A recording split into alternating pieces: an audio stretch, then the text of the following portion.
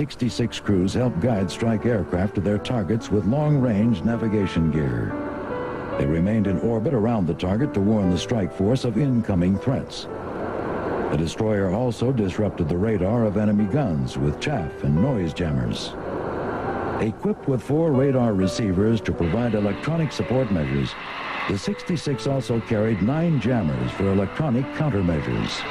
Later in the war, the 66 was fitted with more than 20 electronic jammers. The EB-66 worked in coordination with radar installations in South Vietnam to identify targets.